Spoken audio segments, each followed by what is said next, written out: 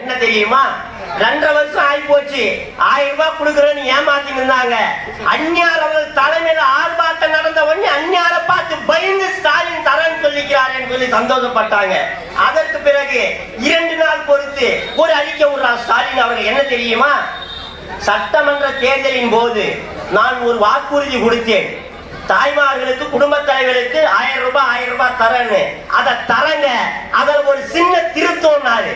அதில் என்ன ஒரு சின்ன திருத்தம்னு பார்த்தா, தகுதியான தாய்மார்களுக்கு மட்டும்தான் நாங்கள் 1000 ரூபாய் தருவேன்றீங்க.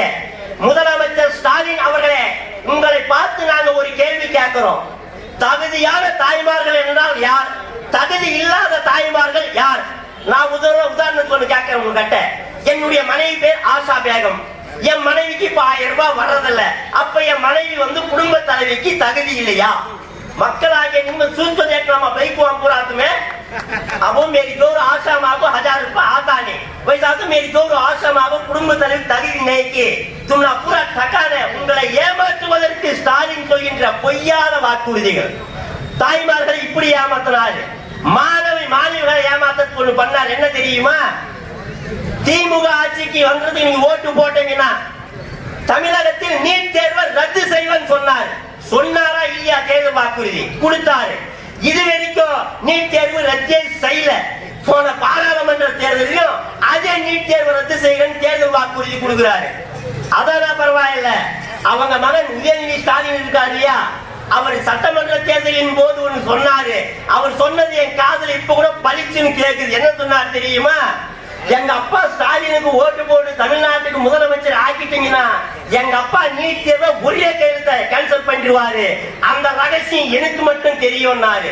நான் என்ன நினைச்சேன்னா, நடிகை நயன்தாரா அவர்களை பழனி கோயிலுக்கு கூட்டு போனீங்க, அது மாதிரி ரகசியமா இருக்கும்னு நான் பார்த்தேன். 3 வருஷம் முடிய போகுது, நீங்க நீட் தேர்வை ரத்து பண்ணல. மாணவர்களை ஏமாத்த இது ஒன்று சொன்னார். மீனவர்களை ஏமாற்றுவதற்கு ஒரு தேர்தல் வாக்குறுதி கொடுத்தார். என்ன தெரியுமா? திமுக ஆட்சி வர்றதுக்கு நீங்க ஓட்டு போட்டீங்கன்னா, என்ன அந்த முதலமைச்சர் நாட்கள் உட்கார வச்சிட்டீங்கன்னா கச்சைத்தீவை மீட் பண்றாரு. ஸ்டாலின் அவர்களே, தெரியாம ஒரு கேள்வி கேட்கிறேன். தமிழகத்துக்கு சொந்தமான கச்சைத்தீவை இலங்கைக்கு தாரவாத்து கொடுக்கும் போது தமிழகத்துடைய முதல்வர் யார்? உங்க அப்பா கலைஞர் தானே. கச்சைத்தீவு தமிழகத்துக்கு சொந்தம், இவங்க இலங்கைக்கு தாரவாத்து அப்பம் கொடுத்துறது. இப்ப மகன் ஸ்டாலின் அவர்கள் மீட்டிங் எடுக்கிறது. மீனவர்களை ஏமாற்ற இப்படி, தாய்மார்களை ஏமாத்துறதுக்கு 1000, மாணவர்களை ஏமாத்துறதுக்கு நீட் தேர்வு, மீனவர்களை ஏமாத்துறதுக்கு கச்சைத்தீவு. மக்களாகி நீங்க நன்றாக தெரிந்து கொள்ள வேண்டும்.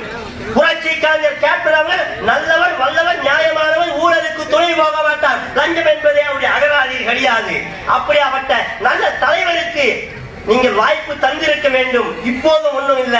அவர் உருவாக்கிய இயக்கம் தேசிய முற்போக்கு திராவிட கழகம்.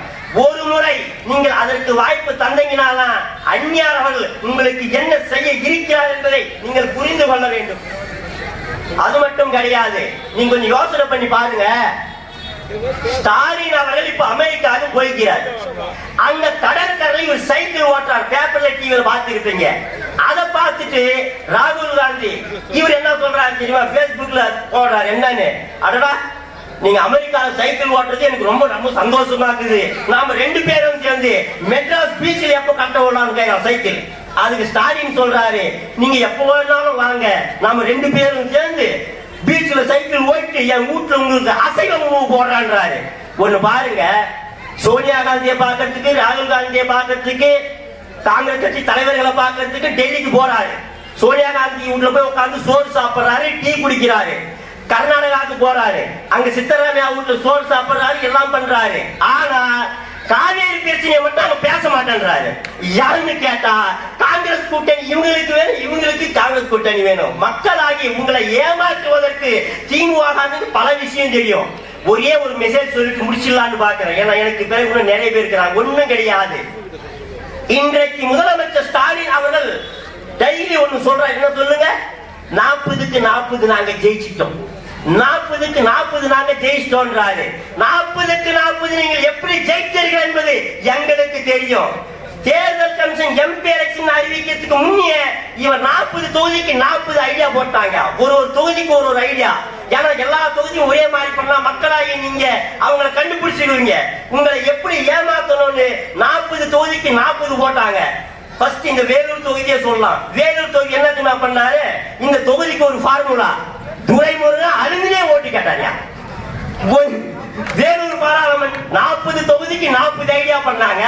வேலூர்ல துரைமுருகன் அவங்க மகனுக்காக, என் மகனை உங்களை நம்பி படிச்சிருக்க அழுந்தினே ஓட்டு கேட்டாரு. இது ஒண்ணு. அடுத்தது எந்த தொகுதியை சொல்லலாம்? சரி விடுங்க, என் சொந்த தொகுதி திருவண்ணாமலை பத்தி சொல்லலாம்னு ஆசைப்படுறேன். திருவண்ணாமலை என்ன நடந்துச்சு தெரியுங்களா? ஓட்டு போட வேண்டிய நாள் ஏப்ரல் 19ஆம் தேதி வெள்ளிக்கிழமை. ஏப்ரல் 18ஆம் தேதி ராத்திரி 6 மணி 7 மணிக்கு கிராமப்புறங்கள்ல ஊராட்சி மன்ற தலைவர், கவுன்சிலர், நகராட்சிகள்ல கவுன்சிலர் சேர்மன், மாநகராட்சியில கவுன்சிலர் மேயர், இவங்க என்ன பண்ணாங்க? ராத்திரி 7 மணில இருந்து விடிகால 5 மணி வரைக்கும் வீட்டுக்கு எல்லாம் தட்டுறாங்க. போய் கொஞ்சம் தாய்மார்கள் வெளியே இருந்தா, அம்மா நாளைக்கு பொழுது விடிஞ்சா ஓட்டு போடணும் வெள்ளிக்கிழமை. ஆமாப்பா ஆமாப்பா.